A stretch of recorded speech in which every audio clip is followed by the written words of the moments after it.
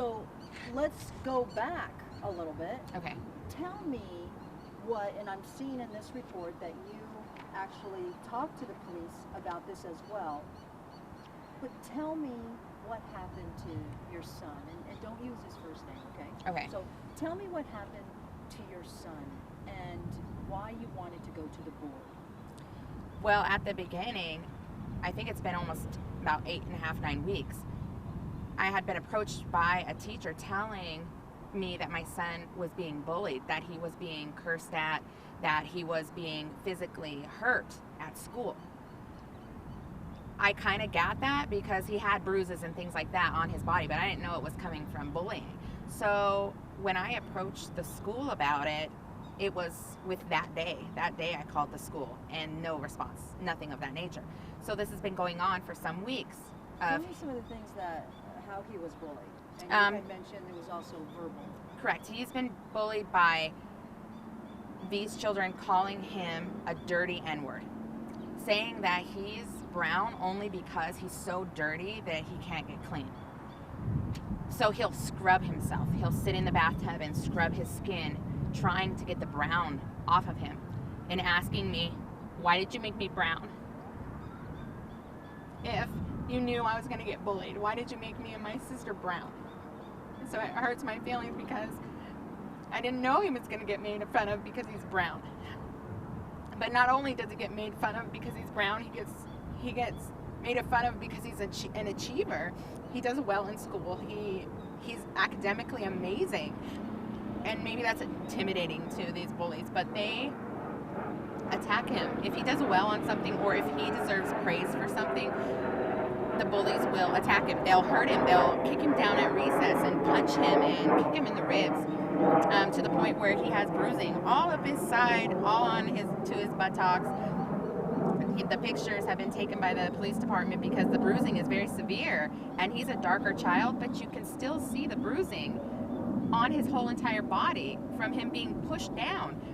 And I confronted the school about how is it even possible if you have monitors out on the recess and monitors throughout all of these times that the children are running around, how do they even have time to do that? How do they have time to push him down and kick him and do all these things to him to cause that much damage to him?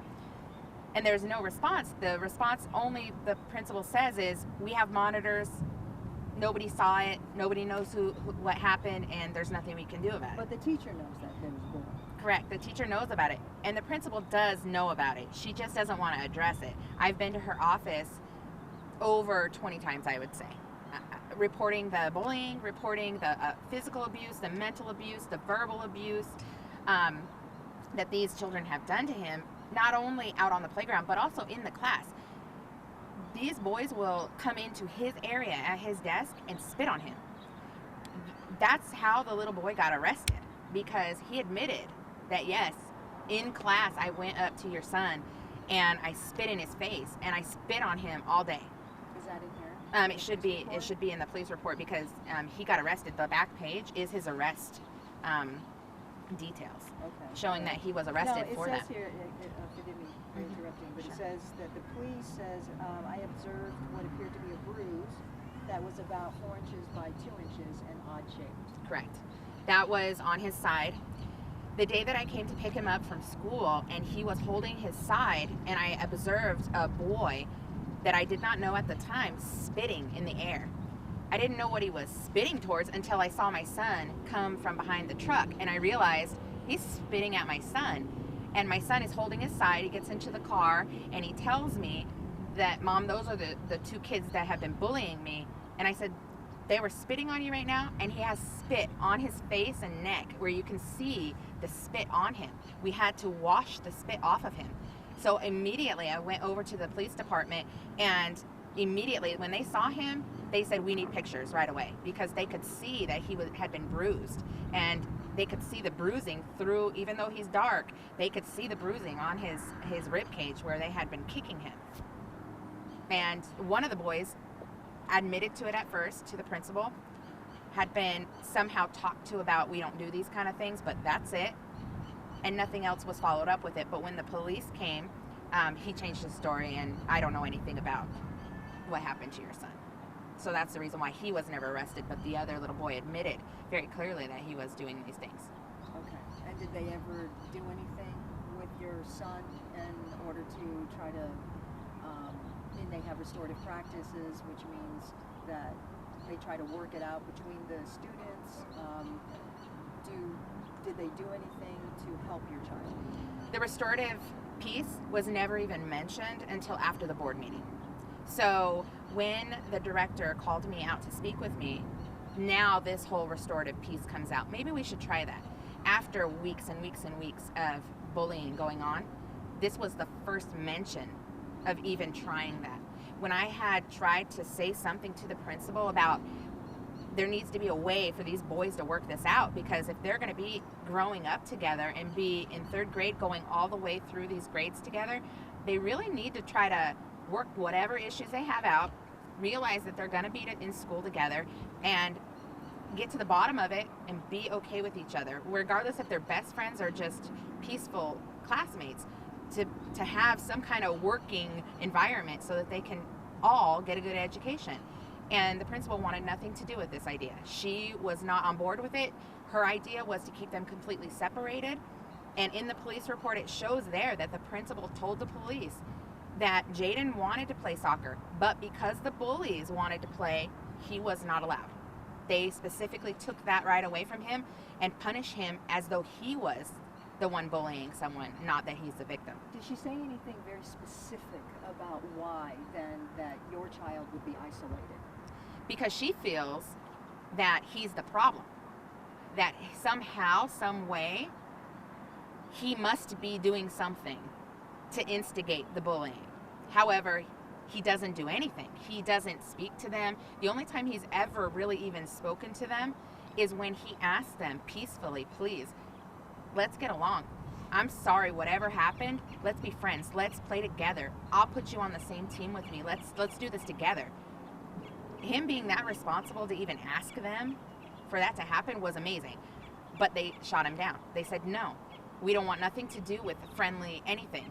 We don't like you, and we're going to beat you at everything, because they're competitive, I guess. And whether it's academic, sports, what have you, they want to compete with my son, and they want to beat him. Who in the school do you think is an advocate for your child? No one. Not even the teacher? Not even the teacher. At this point, it has become, when my son asked for his homework because he was leaving early, the response he got was a hand in the face. No words, it was a hand in the face. And my son came up to the office while I was waiting there, and he explained to me and the front office people what had just happened, that the teacher had put her hand in his face, and no words. And I said, okay, that's okay, son. These things happen. Let's just go and we'll talk to the board about it. As soon as that conversation was had between me and my son, then the office staff scrambled to call the teacher and tell the teacher, oh, she's going to go to the board. Bring the homework up here. So this was after you had already gone to the board? Correct. Okay, so after the board meeting, you said that you met with the director, a director. Correct. Okay. And that was a good meeting, you said? Correct. It was very inspirational. I was very happy to hear from her, to hear what she was going to do for my son, What she did was she going to say exactly? She had told me outside, she said, we are going to fix this. We're going to make your son's career at this school amazing. We're going to deal with the bullying. We're going to stop the punishments that your son has been going through. All of that is squashed as of tonight. We're going to get help inside the school. We're going to get counselors. We're going to really tackle this bullying issue, and we're going to take care of it. So you go to school the next day. Correct. Why did you go to the school? I went to the school the next day because the director had said, we are going to invite an advocate from the African American community to come into the school and be with your son. They're going to be someone there who he can depend on, who he can relate with, who he can bond with. So if anything happens, he can speak with this person. They're going to come, they're going to evaluate the class, evaluate the school, report back to somebody who's not TUSD. Sounds great. Sounds amazing. Okay. I was so happy. I went to the school in a fantastic mood. I was so optimistic. They are going to do something. They have listened. They've heard our cries for help, and they're going to do something. I was so happy. But when I got to school, and I went to the office, there was no one there. No one had communicated via email that anyone would be at the school, and no one showed up. So I asked the office staff, oh, I'm sorry, is someone going to show up today? And they're like, what do you mean? Who would show up? And I said, oh, so an advocator is supposed to be here, to be with my son. She said, we've not heard anything about that. So I said, oh, okay, no problem. Is there a way I could talk to the principal? Perhaps she has an email and maybe she hasn't read it yet, and maybe we could get to the bottom of it this morning. And they called the principal, and she advised that she does not have time to speak with me, that she's busy doing whatever it is that she's doing until after 10:30, and that I could go and wait in an office, and when she has time, she would be more than willing to try to discuss this issue with me. And your son was in class? No, my son was not in class. They took me, my son, and my daughter and put us in an office in the back of the school. In the start of the school day? Correct. The start of the school day. As soon as we walked into the school at 8:15, 8:20 in the morning, they led us all back to an office in the back of the school and said, you're going to have to wait back here until the principal has time to speak with you. Okay. So did you talk to the principal? I didn't get to speak to this principal until almost 11 o'clock when I went up to the front of the office. And when I got to the front of the office, the principal's door was open, and you could tell there was activity in her office, so I knew she was in there. And I asked the front office staff, is she available yet? And she goes, yeah, I think she is. So they called her, and she stepped out of the office and said, as she's rolling her eyes, says, what do you need? And I said, oh, I'm sorry, I didn't know if you knew I was here. I've been here since 8 something this morning. And she goes, yes, I know you're here. What do you need? So she invited me into the office. We started to discuss what was supposed to happen that day. That there was supposed to be somebody there to be with my son and to look after the school and to report. She said, I know nothing about what you're talking about, but let me check my email. So she proceeded to check her email and said, no, I have no correspondence from anyone. So, until I hear from someone, this is my school, these are my rules, and I'm not changing anything. Did you raise your voice at all No. at any point? No. Okay. During the conversation with the principal, it was very calm, very mellow. I just asked her, can you please contact this director to find out what's going on, because I know that I had spoken with her and that this is what she had said was going to happen, and I'd like to follow up with that and see what's going on. I had been there for several hours. Lunch had came, I left, got lunch, came back to the school, and as I'm coming inside of the school, the advocator, there was a new advocator there, and he had said, well, I just spoke with the principal, and she said that she spoke with the director and nothing's changing. So right away I said, okay. So I walked into the office and I was like, okay, is there something we need to talk about? She invited me again into her office, and she said, I would like to call the director myself so that we can all have this conversation, because I spoke with the director and she said that you're lying, that you never had a conversation with her regarding any of these issues, and that she's not even involved in the things that you're talking about. And you felt how at that point? Confused, bewildered. Were you upset? I was not upset. I was very disappointed. My heart sank, because I said, wait, what? I thought she was going to help me. I thought she was telling me all these things because that's what she was going to do. I was so disappointed that to hear that nothing's going to change, I just stopped in my tracks. My mind kind of blinked, because I was like, really? That's the only thing that went through my mind. And I said, yes, please, let's call the director. Let's speak with her, because I know what I talked to her about. So please, let's do this.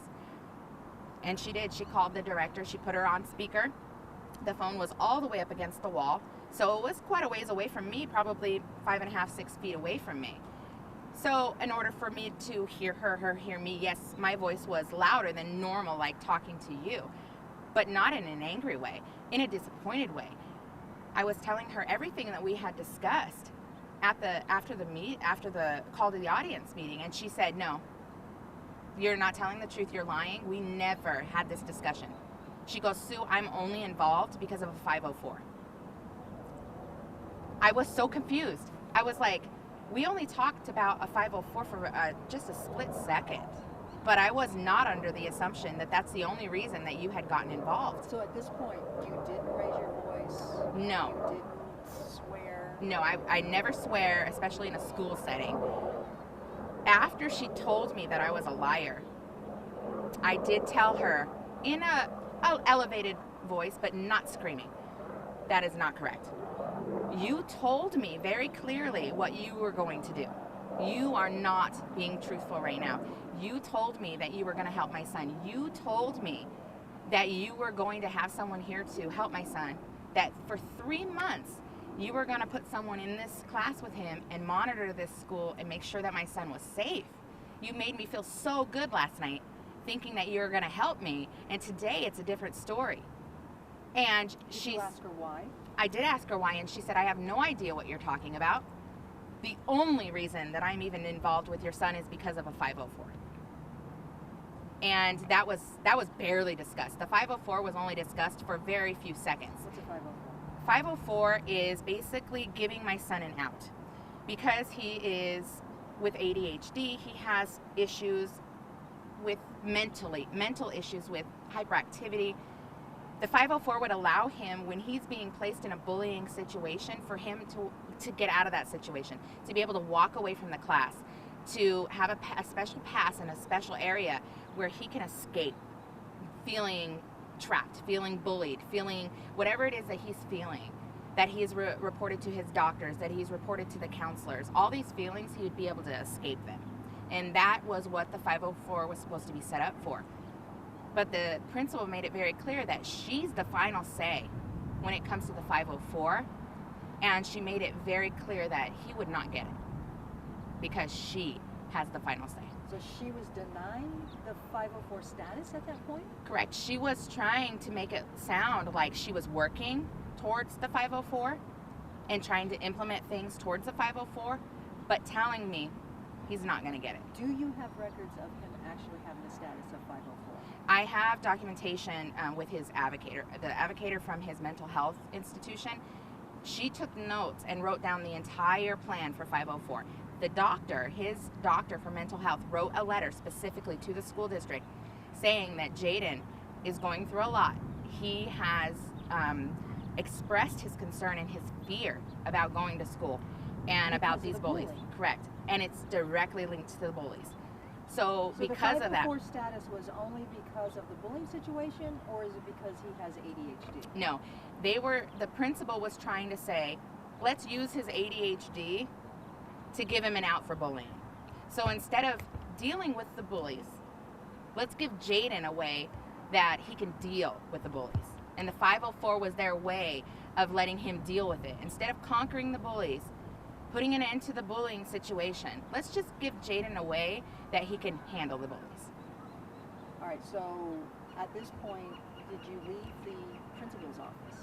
After having the discussion with the director and saying, I've had enough, I discussed this with you last night in detail. So I'm not going to have this conversation anymore because I feel like it's anti-productive.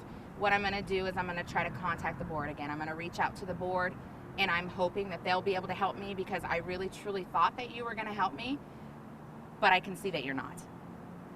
So that was the end of my conversation. Now, they were still talking. The principal had the director on speaker. There was an advocator there. That was the only people there. They were still communicating. The only thing I said was, okay, son, let's go. We can't do this anymore. Let's go to the board. And we left the office peacefully.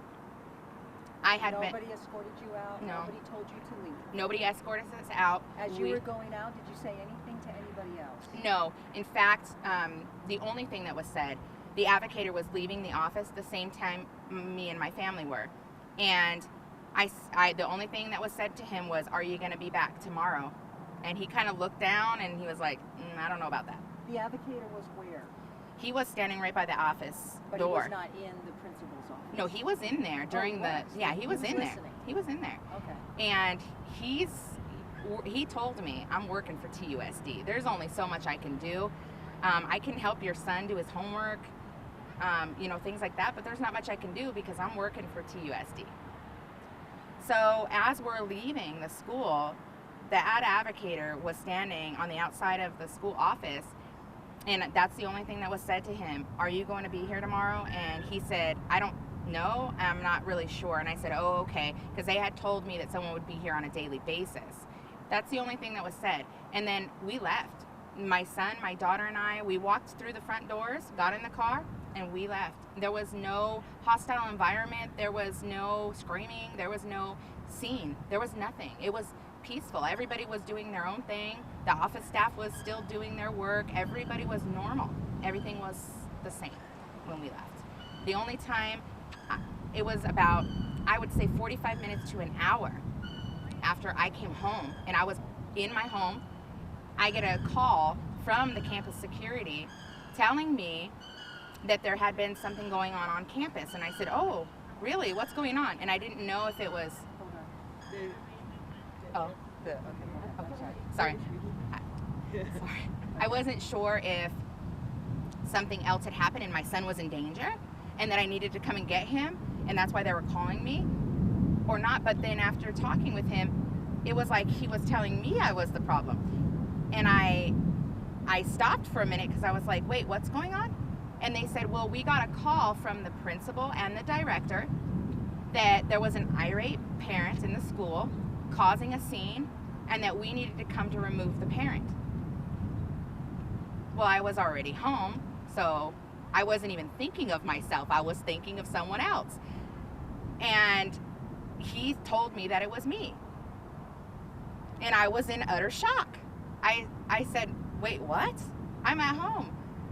And he said, well, because of the nature of what's going on, we had to call 911. And I said, wait, what's going on? Do I need to come get my son? I'm still concerned that something else is going on at the school. And the whole time they're talking about me, that I had done something at the school. And I have no idea to this very second what it is I could possibly have done that would constitute calling 911 for any reason. But I had been there the whole morning. I had been there since 8 something in the morning all the way until I received a phone call at 2:30, 3 o'clock in the afternoon, and I had left campus around noonish. So I'm not making a connection here. I receive a phone call not that much longer from campus security asking me, can you meet us? And I said, oh, I'm sorry, meet who? He said, meet me and the TPD officers off campus. And I said, oh, I'm sorry, for what? And he goes, we need to serve you with some paperwork. And I said, what paperwork would that be? And he said, we need to serve you with paperwork that will prevent you and your son from coming on TUSD property or any TUSD district property. So this is the campus security telling you this, and not anybody from the school staff, like the principal, assistant principal, anything like that? Correct. It was only the security officer. And he said he was present with a TPD officer. Of course, it was on the phone, so I don't know who was there, but that's what he said. And he hung up the phone expecting me to show up to the Tucson Police Department substation for me to just randomly show up. And I felt kind of concerned, like maybe something's not right. Maybe this is a prank. Maybe this is not even from the school. So I kind of got concerned because nobody official called me. Nobody that I know that usually communicates with me called me to let me know anything. So I wasn't comfortable.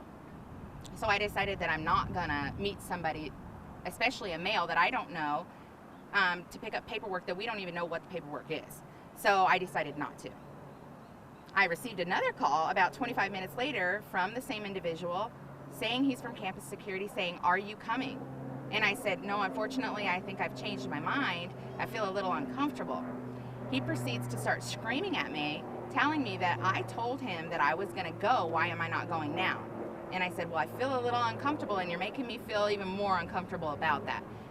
He said, well, I'm here with the Tucson Police Department and you need to be here. We have paperwork that we need to serve to you, and if you don't come, I'm gonna serve you over the phone.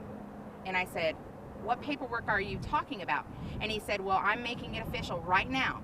I'm serving you over the phone. You are not to step foot on Tucson Unified School District property, the school or the district, ever again in your life, nor your son. If you do, you will be arrested. I got scared because I was like, I really didn't know. Is this real? Is this fake? Is this somebody randomly calling me? I don't know. So I just hung up the phone, left it alone. But less than 25 minutes later after that, I get a call from someone who identifies themselves as a Tucson Police Department officer and said that he needed to talk to me about the fact that the school wanted to serve me with paperwork and that I didn't show up, that I didn't comply with their request. And I had advised him I was scared. I didn't know who these people are, so I didn't want to randomly come with my 3-year-old daughter to a secluded place off of campus and meet them. And so he said, okay, that's fine. They can serve you with the paperwork at another time. He goes, I don't know what kind of paperwork it is. They just told me they need to serve you with paperwork. Then he said, but besides that, the reason why I'm calling you is because I need to let you know that that you've been charged with a crime. You've been charged with obstruction of educational environment. The school plans to prosecute you, and here's your case number because you've been officially arrested regarding this crime. Floored. My only response, I just cried. How? How can I be arrested for something I didn't do? And they never explained to you exactly what you did. No, they never explained to me. To this very second, I'm arrested for something. I have no idea what I did, except for coming to the school and waiting patiently for the principal to be done with her meetings or whatever it is that she's doing to discuss how they're going to protect my son. That's the only thing I know about. And to know that I've been arrested for something I haven't done is very scary because I've never been arrested and I've never broken the law. So to hear that I'm arrested, I'm just in shock. I'm so disappointed. I thought that the school was going to help me, and instead they kick my son out of the district. He's a straight A student. He is always getting complimented on what a great kid he is. He didn't do anything? He's never done anything. And he didn't do anything ever. that day? He never did anything. He never speaks because he just wants to make everybody happy. He'll do anything. Okay, did you call the principal after that? I did. I tried to call the principal, and the security officer picked up the line.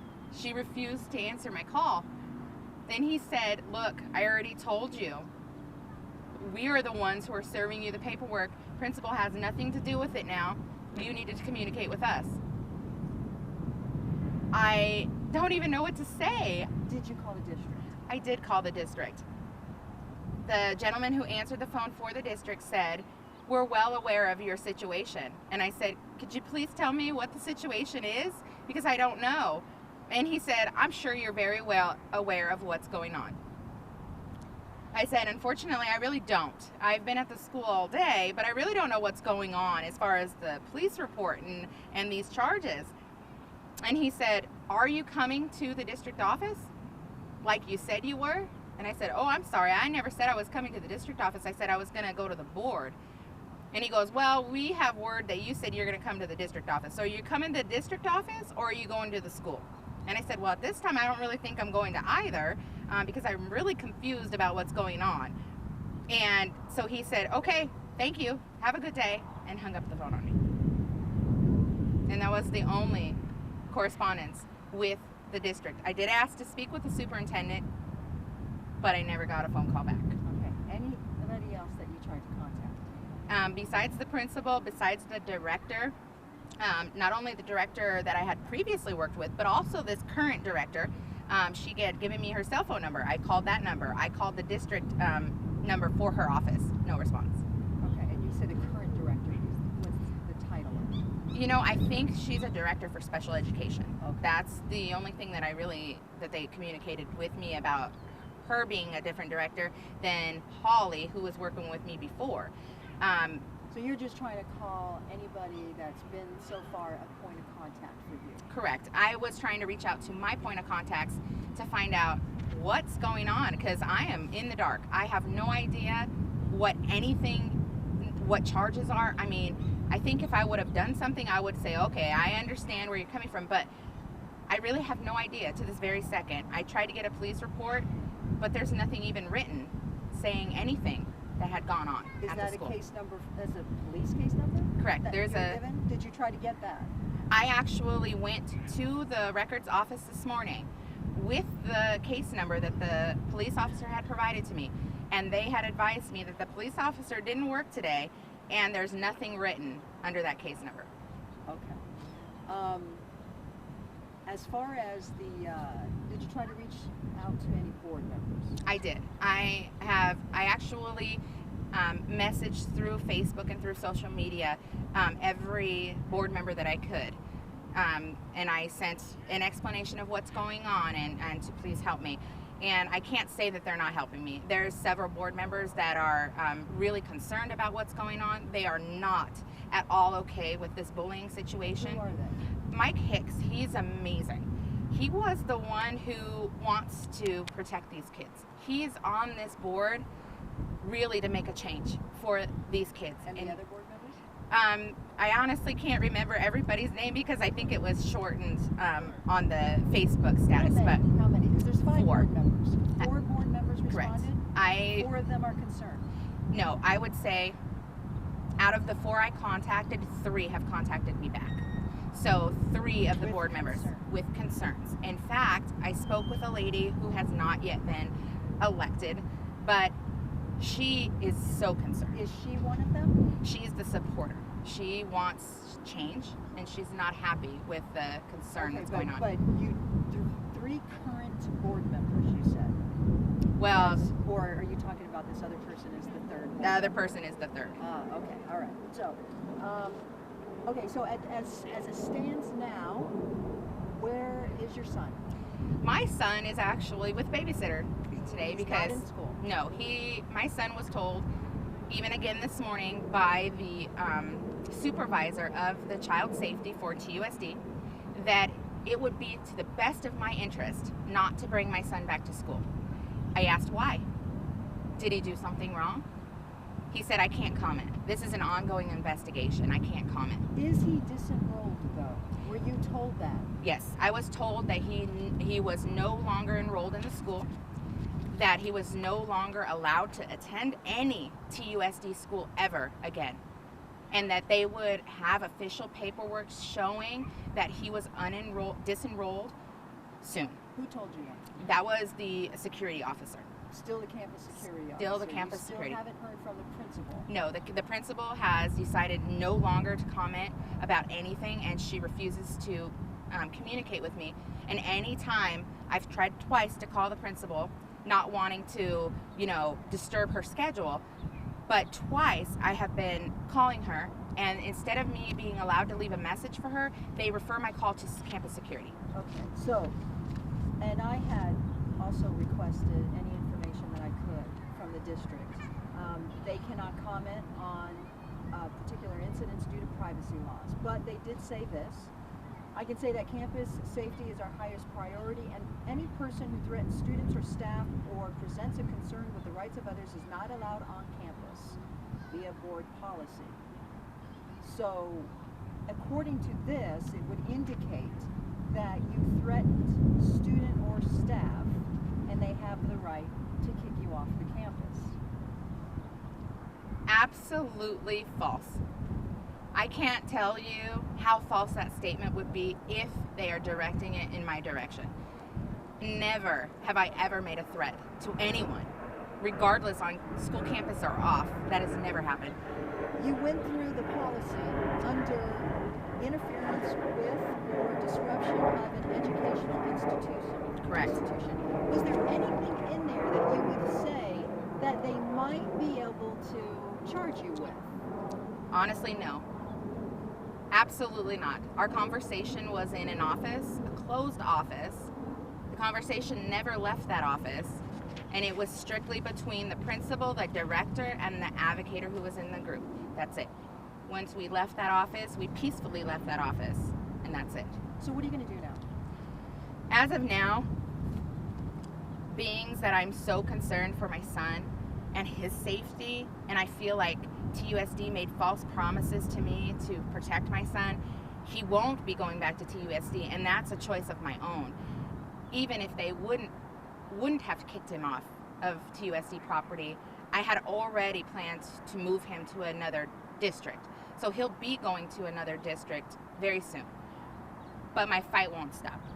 Just because my son is not there, my son told me, I wish I could tell every student who's being bullied that it's not right, that they have the right to go to school and have fun and to grow up in an environment that's safe and it's fun and it's educational. And my son said, I wish everybody could hear my voice. And it just dawned on me that I want my son's voice to be heard. And I will advocate for him, and I will advocate for every child inside of TUSD until something changes. So regardless if my son is there or not, I will rally my people from my website to help these students, to make changes within the TUSD district, regardless if I have any children there at all, ever again. Do you plan to go to the next board meeting? Absolutely. I'll be at every board meeting that they have. Okay, and I have to ask you this. I mean, this is a case where it's a he said, she said. Because of privacy laws, we're not able to get then the information of exactly why then you are not allowed at the school and your son is not allowed at the school or any district.